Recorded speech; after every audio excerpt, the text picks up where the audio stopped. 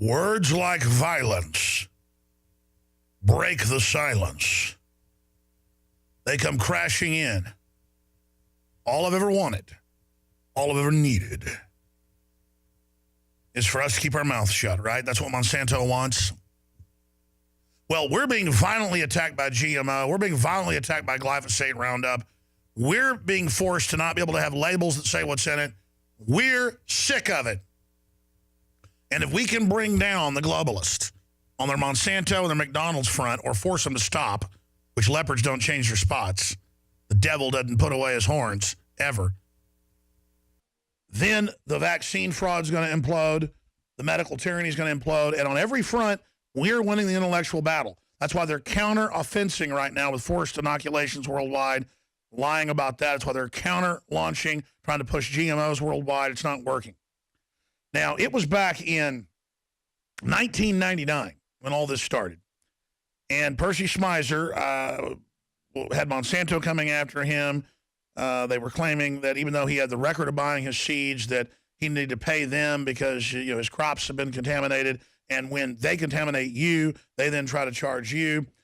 Now, I've interviewed him several times over the years, but I tell you, the tables have turned muy grande, big time.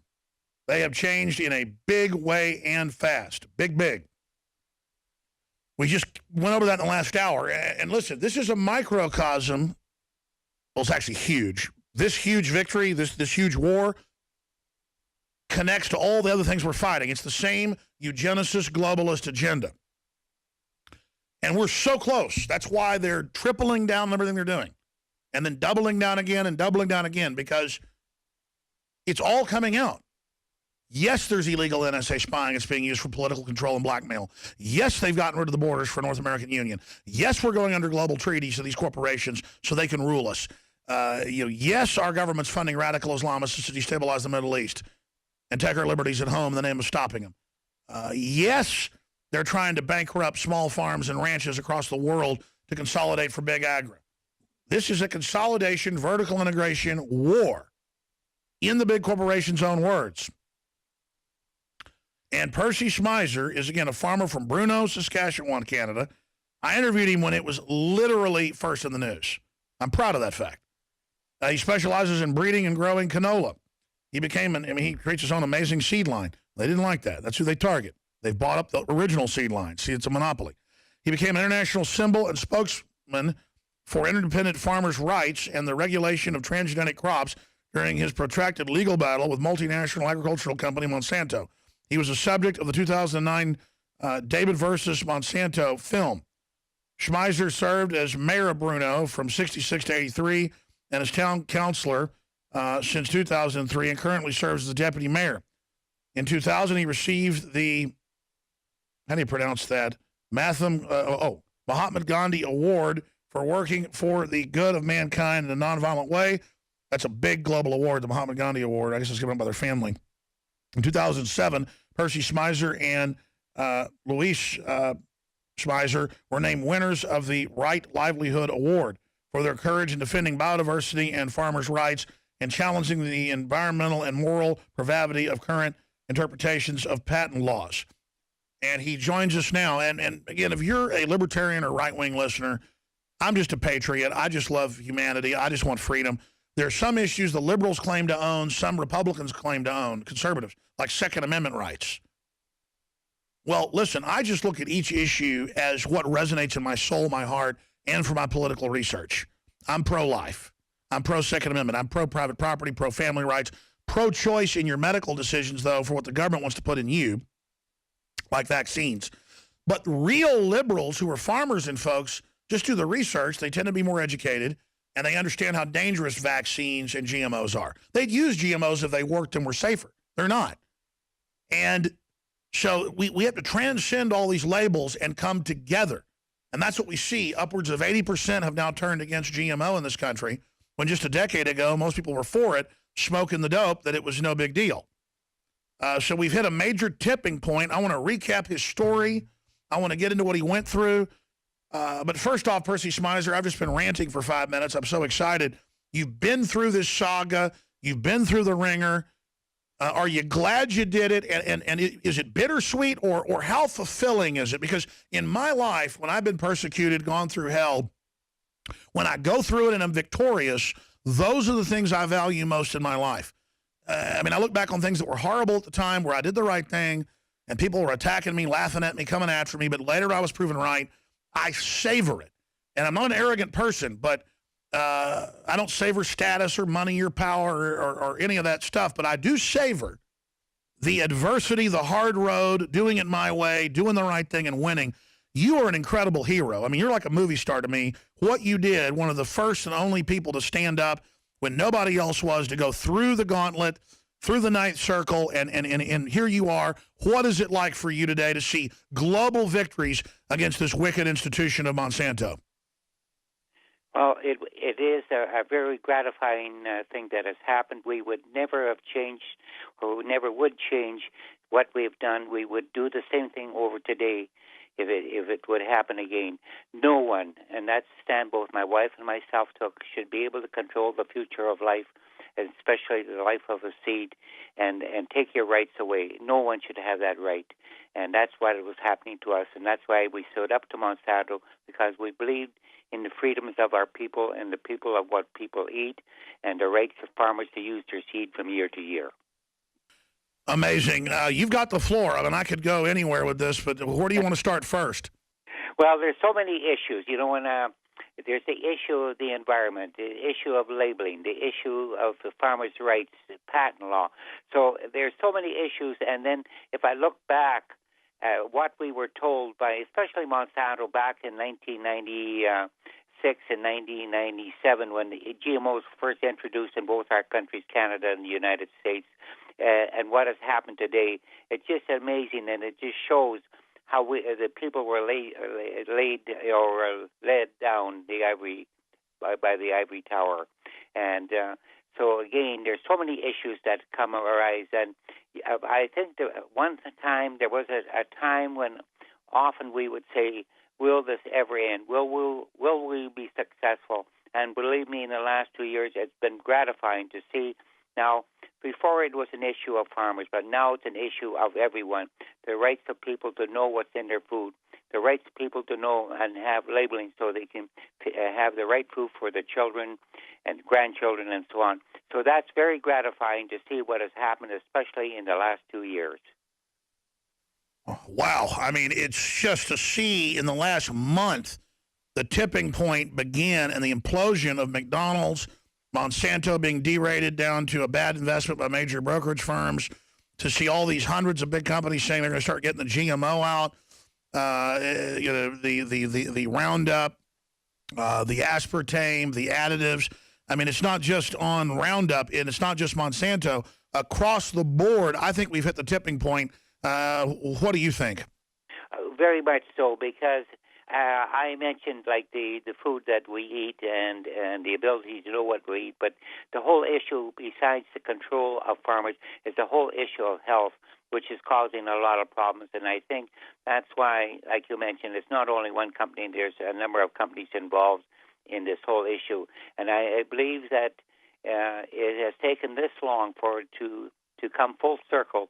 And people now know and realize what it's all doing to them, and the health issue, the environmental issue, the control, the patent issue, the control of people or farmers in what they grow, and the ability of the farmers not allowed to use their seed from year to year. To give you an example, canola in Canada right now, you have to buy from a company. There's really no conventional canola left. It's all GMO. So that just shows you to an extent. And that was the plan. Explain that. I mean, they targeted the farmers first to take over the market, to monopolize, kind of like Walmart does, coming in and getting rid of all the businesses around it and then jacking up prices.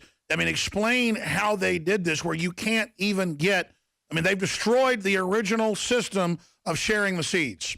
Exactly. And to give you an example, it used to cost a farmer around 90 cents an acre to seed a canola crop. To seed that same acre today, because you're forced to buy the seed, costs you close to $60 an acre. And you have no choice. If you want to grow canola, you have to buy genetic altered canola. And if you were to go to Australia or Germany somewhere and get non-GMO canola and think you're going to seed it here, you can do that. But I guarantee you by the time fall comes or harvest time comes, it's contaminated, and you can be fined on top of it for growing a crop with GMOs in it. Yeah, let's get this straight. You buy it certified from Germany. As again, you were. I want to go back when we come back from break and recap what you were doing. You have your good seeds. You've got the receipts, and then their stuff blows into your crop, or they plant it there, as we know. There's evidence of that's probably going on. Then they have their people, usually former FBI agents or Royal Mounted Police. They go in, pull the plant out of all the others they know is theirs, and then they sue you, saying you stole their stuff, even though they've contaminated Percy Smizer. Exactly, and here's another thing that the court had ruled that time. The rate of contamination does not matter. If it's even half of 1%, you are liable for patent infringement, and they can take your crop, make you burn your crop, and charge you so much an acre, and they will, under the patent law. Stay there. I want you to break down and explain it, because it's not like a plant has one daddy, one mommy.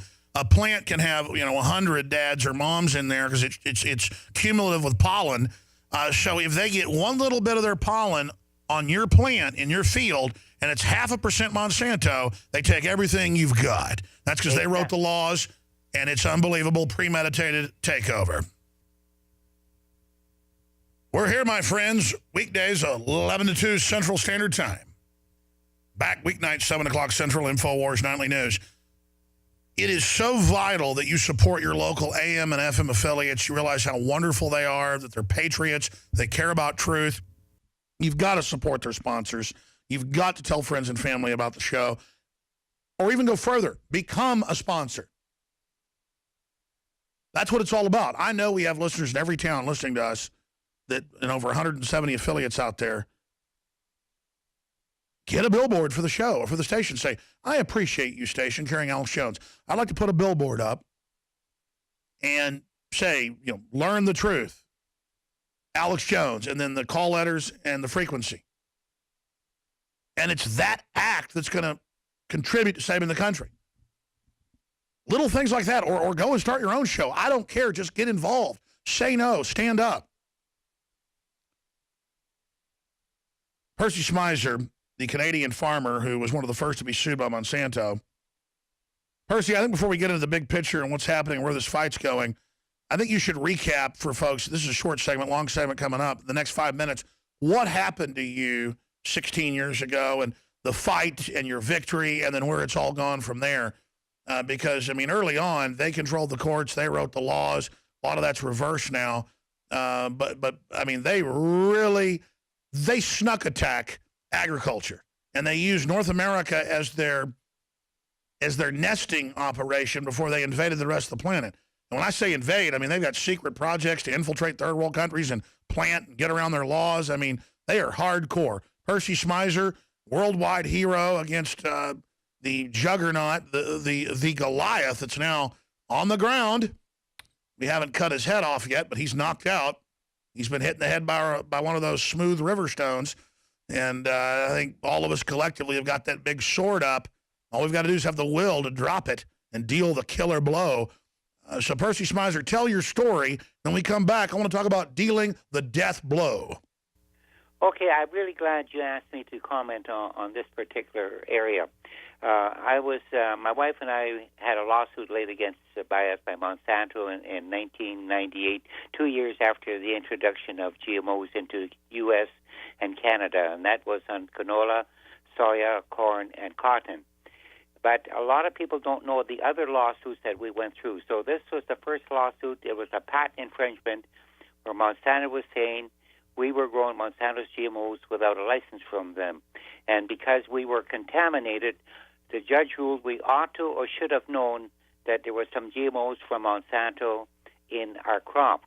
So that was the first lawsuit, and by the time it went through the first court, the Court of Appeal, and Supreme Court, Monsanto at the Court of Appeal laid another lawsuit against us. And I'm going to tell you this because of how they tried to stop us.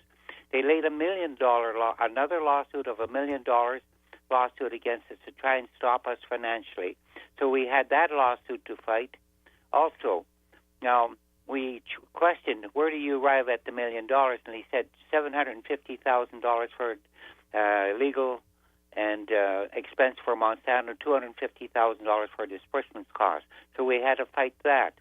So at the end of that trial, the court ruled that we would not have to pay Monsanto any money until the final decision by a court would be made.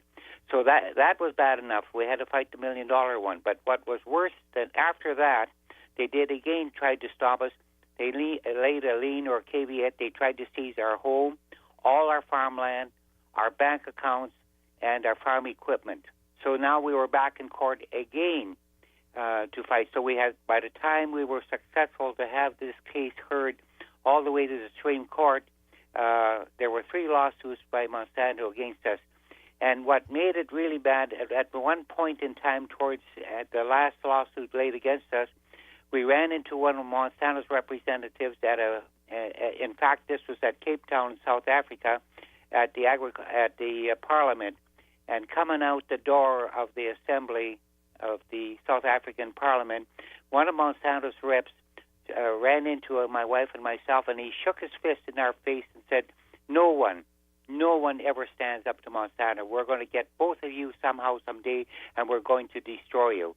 So you can imagine the pressure that we had on us at a time this went to the Supreme Court of Canada. Stay there, Percy. We're going to give you the floor in a long 18-minute segment coming up.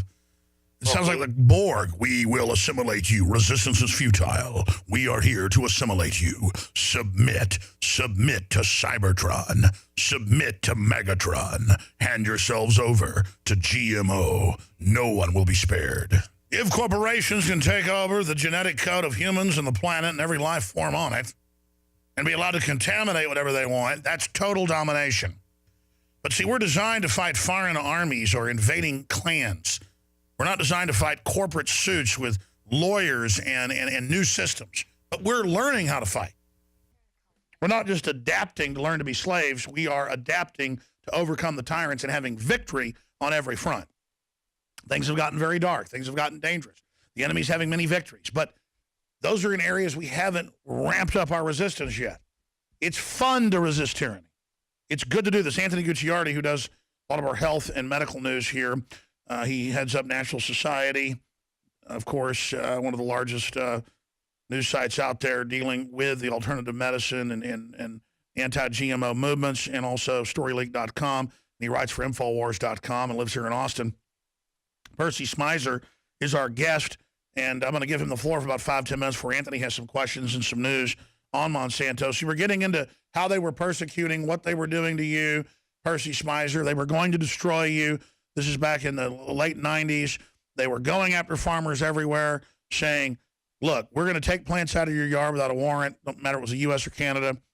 If we find 1% or 0.5% of our genetics in yours that we contaminated in the pollen blowing in the wind miles, we're going to go to court. We're going to say you've stolen our patent. It'd be like patenting arsenic or let's use something that some of the gold purifiers will do, cyanide. And then it runs out into a lake and kills a bunch of animals or people's fish or people's kids, and then they sue you and they sue your dead kid because their poison got into them. Well, they can't patent that. They can't patent cyanide, but they're basically saying they can patent their GMO, and then when they contaminate you, that's the case. So Percy Smizer, break down how this worked and then the saga and what you went through finally being victorious. That's correct. And then about 2 years, the Supreme Court ruled that Monsanto's patent on a gene is valid. But my wife and I did not have, the Supreme Court ruled that we did not have to pay Monsanto any money from all the 3 lawsuits, but we had to pay our own legal expense because they said we did not profit by the fact of being contaminated by Monsanto. So in other words, what the court has ruled is that a patent law by a corporation is over and above farmers' rights. Now, we thought it was all over at that time with Monsanto, and that this was by that time 2004. But because we were seed developers, especially in canola, my wife decided that we would never want to go through what we did again. And we decided to not grow canola anymore, and we would start doing research on yellow mustard, table mustard. And we were preparing some land for that, about 50 acres. And in the fall time before the year that we were going to seed it, we noticed that there was again canola growing in it, and there was no canola had been planted in that land. So we knew it was blown in by seeds by farmers hauling to the market, to the crushing factory or facilities and so on. So we did testing, and here we found out that it was Monsanto's canola. And in the end, we took Monsanto to court for contaminating our land on it, and we were successful. Monsanto had to pay for the contamination cleanup. Now, the amount that we received for the cleanup was not that much, but the fact was that Monsanto laid a precedent for future farmers. If they are contaminated by Monsanto, there's an avenue, a new legal method that they can take Monsanto to court and be victorious because, as I said, a precedent was set. So that was a major, major victory, and you can imagine why Monsanto, even today, still tries to come after us and to do or run us down or ruin our reputation by whatever means they can.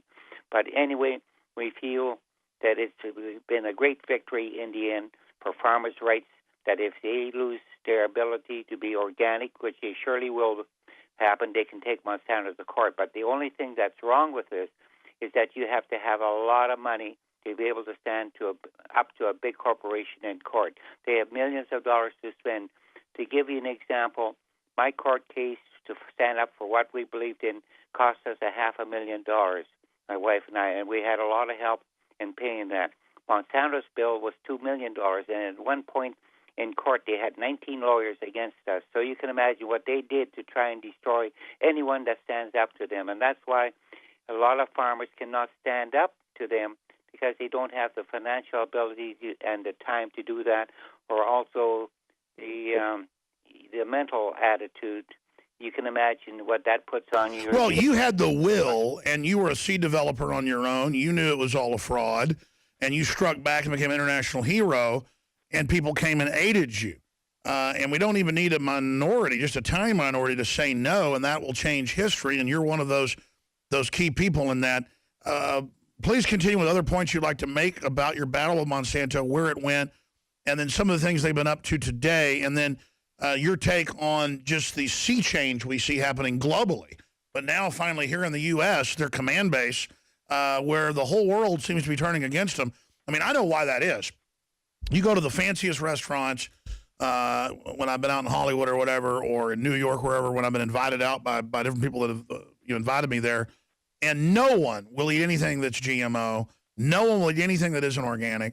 It's on record that George W. Bush and the Clintons and all of them only eat organic. That's what they have on their aircraft. It's what's in Air Force One.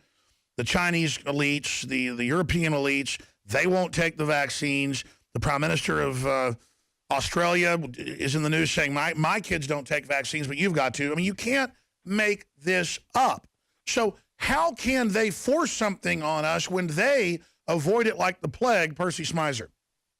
Okay, what has happened is that what we said would happen back in the late 90s is that more chemical use and so on. And what has happened now, we've developed super weeds that are resistant to this chemical.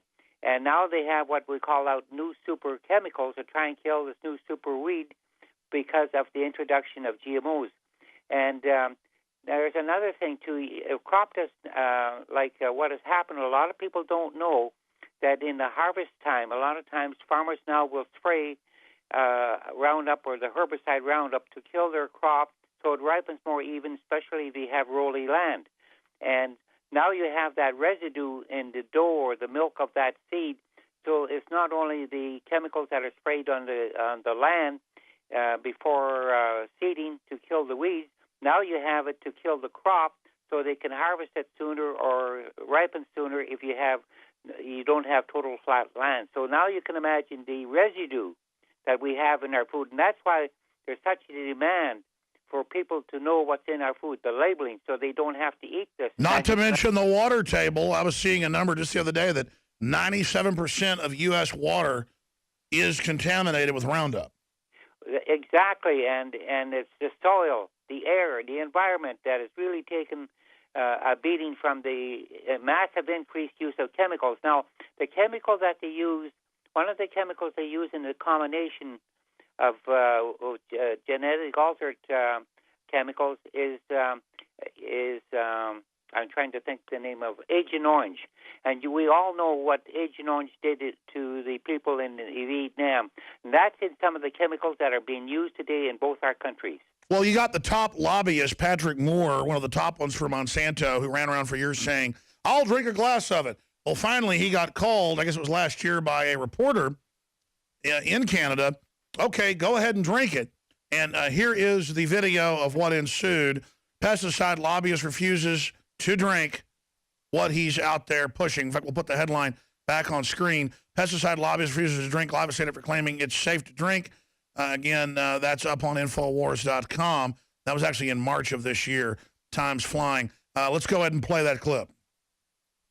I do not believe that glyphosate in Argentina is causing increases in cancer. You can drink a whole quart of it and it won't hurt you. You want to drink some? We have some here. I'd be happy to, actually, but not really, but I know it wouldn't hurt me. If you say so, I have some glyphosate. No, I'm not stupid. Okay, so you. No, but I know so that it's dangerous, right? No, people try to commit suicide with it and fail irregularly. Tell the truth. It's not dangerous to humans. No, it's not. So you're ready to drink one glass of glyphosate? No, I'm not an idiot.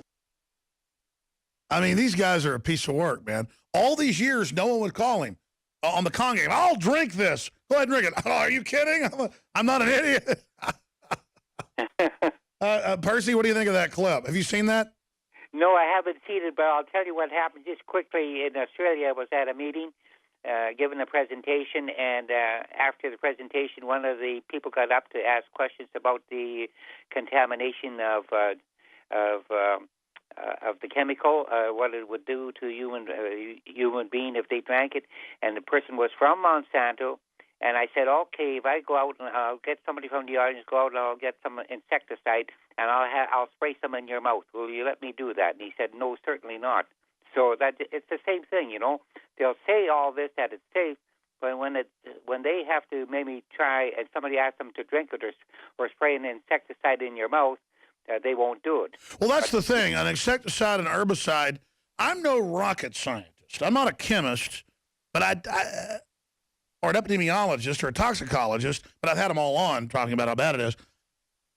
But weed killer that's killing rats that eat it, it doesn't sound like a good idea for me to ingest that. Just, I mean, call me a conspiracy theorist if you want. I'm sure they will, but it just, drink weed killer? I mean, come on. Anthony Gucciardi's here. Do you have any questions for this hero, Percy Schmeiser? Well, you know what's interesting, Percy? All three of us on this program have something very interesting in common. We've all been attacked by Monsanto-backed groups, but when I was researching you, and I know about your story, but I was just pulling up some articles today that I was interested in, I noticed that Monsanto had spent a lot of money taking over your search results. And in fact, they actually have this piece now. It must be pretty new. Looks like it's fairly new to me. It's called Myth. Monsanto sues farmers when GMOs or GM seed is accidentally in their fields. And they actually name you. Here's what they say.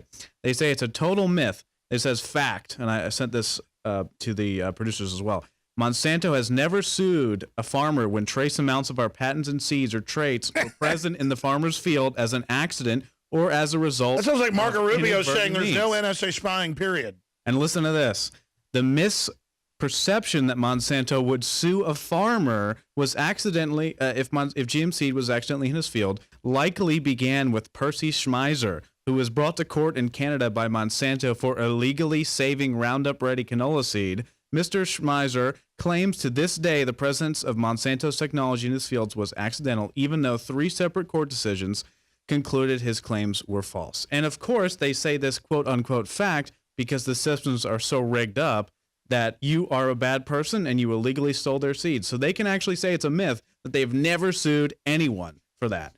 Yet, of course, we have a bunch of articles. Every single news organization admits Yes, it always goes on. This is from Salon. The Supreme Court won't stop Monsanto from suing farmers. A lawsuit would have protected farmers if their fields became inadvertently contaminated. It's all they've with sued patented seeds. thousands. It's in the news. Yeah, it's in the news every single day. But then once again, They were suing Indian farmers. on Monsanto's article, myth. Monsanto sues farmers. When You know, did GMOs you hear actually it's a contaminate. myth? It's a myth. The sun came up this morning, Anthony. It's also a myth that Canada, Australia, and I believe it was Japan 2 days ago issued an international warning over GMO contamination, saying that we cannot stop it. Primarily also because if we get contaminated and we say something about it, farmers, independent farmers, Monsanto will sue you. So you can't stop GMO Percy, contamination. what do you make of this new Monsanto connected article saying that they've never sued a farmer for trace contamination? Well, I'd like them to talk to the lawyer that defended me. How many cases he's had where Monsanto has taken people to court. Now, sir, are you saying Monsanto lies? Because they told everybody Agent Orange didn't hurt humans either. I mean, they don't lie. These are good people. Even though at their own facilities in the U.S. and Canada, on record, the CBC reported, they will not have any non-GMO, their scientists, in the cafeteria. But it's fine, though, right, Percy? Well, I'll give you an example of what they did here when my case was going on. They went to a number of farmers that offered $20,000 if they would say something negative about me, and that would be not in cash but in chemicals. They would give them a chemical to use worth $20,000. To say, they said it didn't exactly have to be exact, but as long as you say something to try and ruin my reputation or degrade me, or they would take farmers fish on a fishing trip, buy all the entertainment, the liquid refreshment, and everything else for them to have. And that's what they do. They come into the area, they try and destroy you. No, they're nice. That's why they dumped dioxin in black neighborhoods and covered it up. They're good people. That's why they had to pay $90 million to the town of Nitro for killing all of them. They're good people. And headline, Monsanto sues farmers for 16 years straight over GMOs, never loses once. Since 1997, Monsanto has filed 145 lawsuits, on average about 9 lawsuits every year for 16 straight years, according to farmers who have improperly used their patented seeds, like you, Percy. Biotech giant hasn't lost a single case. And by the way, it's way more than 145. This is just on this one issue. This includes when farmers tried to sue Monsanto over cross-pollination of their GMO crops with GMO Yeah, but seeds. Monsanto, they said they didn't ever do that. No, they say they don't. No, they said. No, they say Marco on Rubio said there's no Monsanto.com, NSA spying on anybody in America. which means there's none. He said it. Yeah. And the military's not training for domestic operations either, Anthony. Monsanto sues no one. Absolutely no one. But In fact, they don't even exist. it doesn't exist. It's a not on all conspiracy these theory that websites. there's even GMO crops. It's not on all these 20 articles that I have right here. Percy, Well, sorry, sir, go ahead. In fact, Percy Smizer doesn't exist. Sorry, sir, I was imagining things. Go ahead, sorry. If you go to the Center of Food Safety in Washington, they documented 100 cases where Monsanto had taken farmers to court, and the average settlement was $150,000 for each But farmer. notice they changed the subject and go, no, we did, just That to just have a never debate happened. about that. See that psych warfare tactic? Percy, why do you think they're such bald-faced liars? Well, I think that there's no morals. The issue is just the bottom line, and everything has to give for that bottom line. There's a lot of, I often say there's a lot of good companies out there, but there's a lot of companies that are not so good, and they'll do anything it doesn't matter how it hurts people with their health, their food issue, the environment, how much they destroy the environment, destroy biodiversity, destroy indigenous seeds, heirloom seeds. That doesn't matter to them as long as it's the bottom line. Oh, stay there. One more segment with Percy Smizer, because you're a seed expert. It's on record. They're buying up all these companies and harassing people. They're trying to take over all the seeds globally. I want to talk about that with Percy Smizer when we return in the final segment. I'll do 5 minutes overdrive with Anthony Gucciardi to get into some other subjects. Please don't forget, this whole broadcast is listener-supported. We don't beg for money like NPR, then also get taxpayer money. We don't get money like MSNBC stimulus money. We get you going and buying high-quality T-shirts, books, videos, great nutraceuticals, Prostagard, Super Male Vitality, Super Female Vitality, 20% off on those for the next week in this Get in Shape for Summer initiative. We're going to show this article in a moment. Monsanto, Alex Jones here back live, has been downgraded by one of the major financial institutions as a risky investment.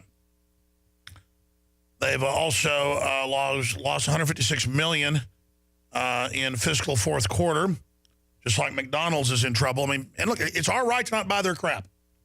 They want to take our life over? How about we take you over?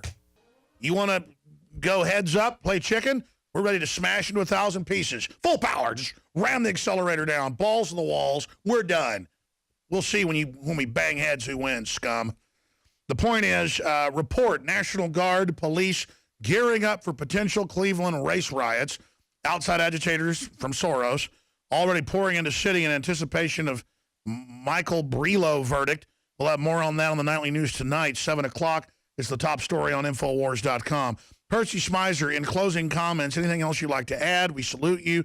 We appreciate you. You're a testament to doing the right thing, being steadfast, and going through the furnace to come out stronger on the other side. Their move against global seed stores to try to buy up any heirloom original seeds. It's been simply amazing. Percy Schmeiser. Yes, there's been many areas where the total control of the seed issue or seed plants and seeds are trying to be taken over by a corporation.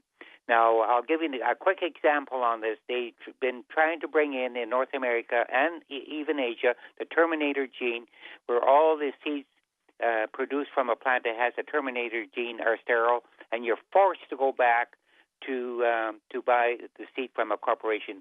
To me, it's absolutely criminal that where a corporation tries to bring out a new life form or a life form that will the seeds from that plant will be sterile. It's not really even a life form if it can't reproduce. They say one of the signs of life is reproduction. It's like it's an abomination, is what it is. It is, and to me, any company that tries to bring that out, how far do you go with it? A seed plant? What about a human being? That the future of life would be totally controlled by a corporation. A lot of people don't realize how far this is going to try and control the whole issue of the future of life. Whereas a seed, an animal, a human being, it doesn't matter. Full spectrum dominance. Full spectrum dominance. Exactly. Amazing. Percy Schmeiser, we salute you. And there's so many films and books written about what you've done. Amazing. But I remember you were cheerful when I first interviewed you before this was even a huge issue. We interviewed you right away. I saw it on some of the natural health sites, where it happened 99 or 98, whenever it was. And I just remember you were going, hey, I'm going through this. I'm going to fight them. It's the right thing. And here you are all these years later, an example to young people and folks everywhere. So thank you so much, sir. Well, thank you very much. And like my wife and I said, we're going to fight this to the end, and we're going to be we'll go down fighting for the rights of people and the farmers to always be able to control and use their own seed from year to year. No one should take the future of life away from anyone, including corporations like Monsanto. Well done, my friend. Again, we salute you. Well done. God bless you. Thank you very much for the chance to bring this message to people around the world. Thank you, sir. There he goes, Percy Schmeiser from Bruno, Saskatchewan, Canada. And I like how at the end of the Blade Runner movie, he says, you've done a man's job. And that's what it comes down to. The guy's been fighting them like 17 years, and now he's absolutely crushed them. And then just the floodgates started opening. No one had beaten him, and then just the floodgates opened. It's just amazing. But even if he'd have been destroyed by them, now we're having victory. It'd be like the Alamo. He'd even be greater. People don't even understand that. And it's not that we want to be destroyed in this fight. It's just that we offer ourselves up to it. And that's when, as Martin Luther King, quoting another statesman, I forget who, said, justice. The universe bends towards justice. Providence is what George Washington talked about. And I know this. Whatever it is, whatever you think it is, I want to be lined up with that. I want to be lined up with the providence. I'm telling you, that's the big stuff upstairs, and I love it. All right, but you got to be open. It's free will. We'll be back in 70 seconds with Overdrive.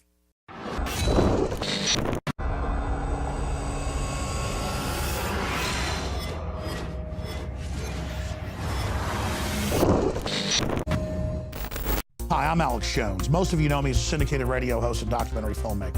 When I got on air 20 years ago, I was only 21 years old.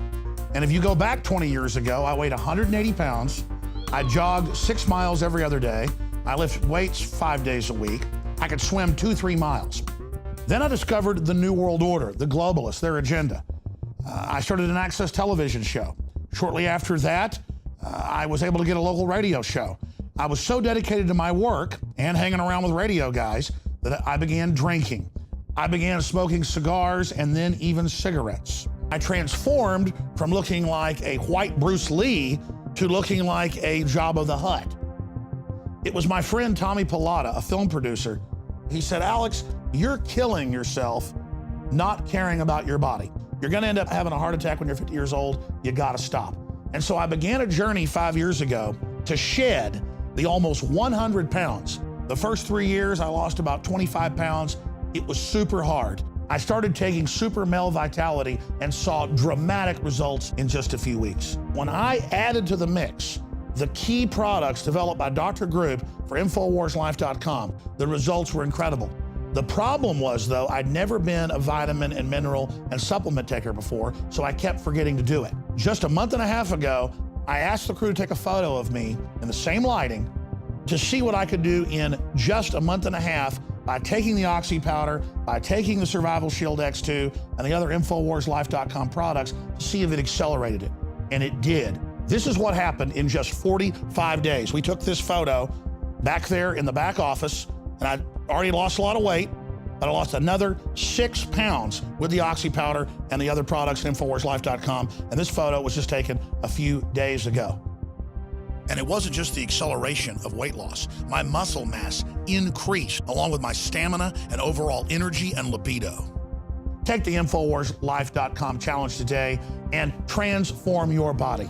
I'm getting back to where I was 20 years ago. We've got to get our temple straight before we can go out and fight the globalists, and that's what these products have helped me do. Check them out today at InfoWarsLife.com or give our crew a call. They can answer all your questions or tell you about any of the specials at 888-253-3139. Today is the day to take the InfoWarsLife.com challenge and to secure your bottle of Super Male or Super Female Vitality. Doing the right thing and winning.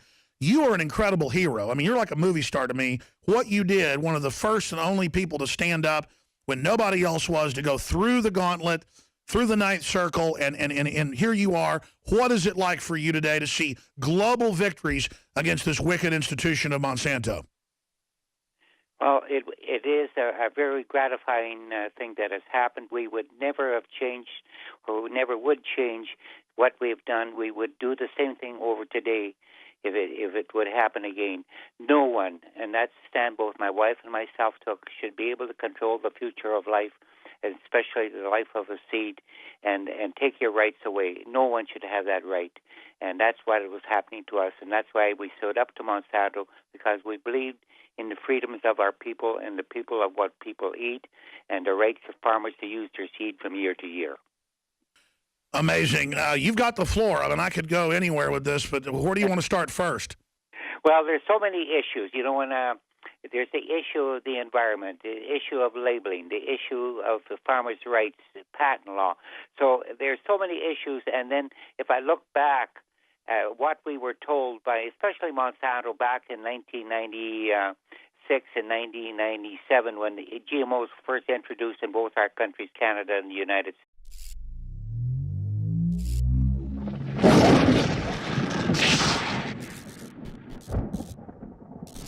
Words like violence break the silence.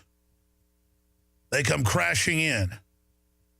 All I've ever wanted, all I've ever needed, is for us to keep our mouths shut, right? That's what Monsanto wants.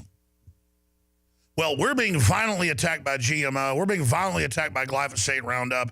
We're being forced to not be able to have labels that say what's in it. We're sick of it. And if we can bring down the globalists on their Monsanto and their McDonald's front, or force them to stop, which leopards don't change their spots, the devil doesn't put away his horns, ever, then the vaccine fraud is going to implode, the medical tyranny is going to implode, and on every front, we're winning the intellectual battle. That's why they're counter-offensing right now with forced inoculations worldwide, lying about that. That's why they're counter-launching, trying to push GMOs worldwide. It's not working. Now, it was back in 1999 when all this started. And Percy Schmeiser had Monsanto coming after him. They were claiming that even though he had the record of buying his seeds, that he needed to pay them because his crops have been contaminated. And when they contaminate research, I'm pro-life. I'm pro-Second Amendment. I'm pro-private property, pro-family rights, pro-choice in your medical decisions, though, for what the government wants to put in you, like vaccines. But real liberals who are farmers and folks just do the research. They tend to be more educated, and they understand how dangerous vaccines and GMOs are. They'd use GMOs if they worked and were safer. They're not.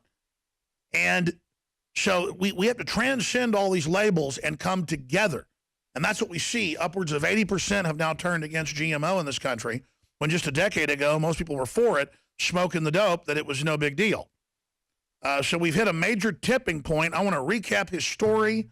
I want to get into what he went through. But first off, Percy Schmeiser, I've just been ranting for 5 minutes. I'm so excited. You've been through this saga. You've been through the ringer.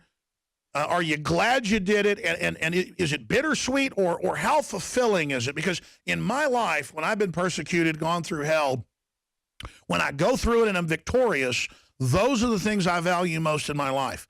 I look back on things that were horrible at the time, where I did the right thing and people were attacking me, laughing at me, coming after me, but later I was proven right. I savor it. And I'm not an arrogant person, but I don't savor status or money or power or any of that stuff, but I do savor the adversity, the hard road, doing it my way, dominate you. They then try to charge you. Now, I've interviewed him several times over the years, but I tell you, the tables have turned muy grande, big time. They have changed in a big way and fast. Big. We just went over that in the last hour. And listen, this is a microcosm. Well, it's actually huge. This huge victory, this huge war, connects to all the other things we're fighting. It's the same eugenicist globalist agenda. And we're so close. That's why they're tripling down on everything they're doing. And then doubling down again and doubling down again, because it's all coming out. Yes, there's illegal NSA spying. It's being used for political control and blackmail. Yes, they've gotten rid of the borders for North American Union. Yes, we're going under global treaties to these corporations so they can rule us. Yes, our government's funding radical Islamists to destabilize the Middle East and take our liberties at home in the name of stopping them. Yes, they're trying to bankrupt small farms and ranches across the world to consolidate for big agri. This is a consolidation, vertical integration war, in the big corporation's own words. And Percy Schmeiser is, again, a farmer from Bruno, Saskatchewan, Canada. I interviewed him when it was literally first in the news. I'm proud of that fact. He specializes in breeding and growing canola. He creates his own amazing seed line. They didn't like that. That's who they target. They've bought up the original seed line. See, it's a monopoly. He became an international symbol and spokesman for independent farmers' rights and the regulation of transgenic crops during his protracted legal battle with multinational agricultural company Monsanto. He was the subject of the 2009 David versus Monsanto film. Schmeiser served as mayor of Bruno from 66 to 83 and as town councilor since 2003, and currently serves as the deputy mayor. In 2000, he received the, how do you pronounce that? Mahatma Gandhi Award for working for the good of mankind in a nonviolent way. That's a big global award, the Mahatma Gandhi Award. I guess it's given by their family. In 2007, Percy Schmeiser and Luis Schmeiser were named winners of the Right Livelihood Award for their courage in defending biodiversity and farmers' rights and challenging the environmental and moral pravity of current interpretations of patent laws. And he joins us now. And again, if you're a libertarian or right-wing listener, I'm just a patriot. I just love humanity. I just want freedom. There are some issues the liberals claim to own, some Republicans claim to own, conservatives, like Second Amendment rights. Well, listen, I just look at each issue as what resonates in my soul, my heart, and for my political